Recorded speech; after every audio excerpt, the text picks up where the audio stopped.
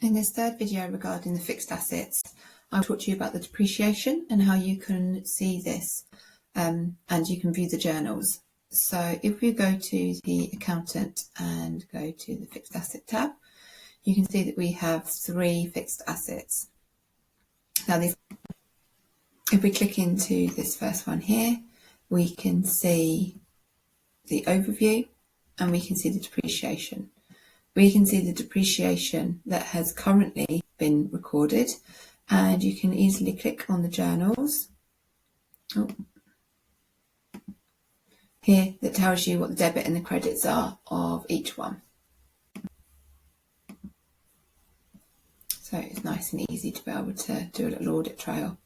Also gives you the depreciation forecast of what months are you expecting to see which depreciation, and it also tells you the net book value as well of that particular asset. This can be said for the depreciation history and depreciation forecast of all assets.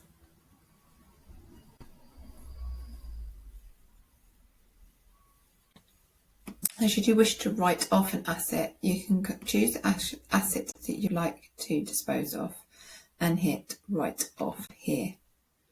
So which account would you like it to go to?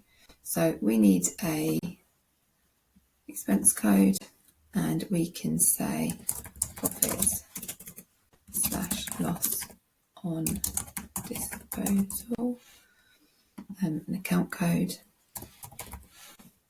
I'm going to put that in there just in case. So what's the date that we're going to write it off? So let's say it's today.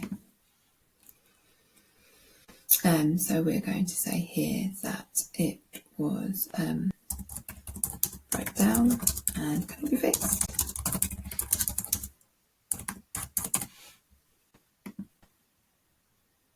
There we go. So immediately this is changed to written off, and the depreciation, it continues with those journals on there, but there's no more forecasted depreciation journals that are going to be taken.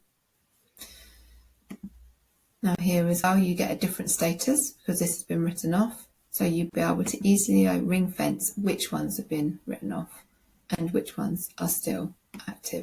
In my next video, I will talk about how you sell an item through an invoice.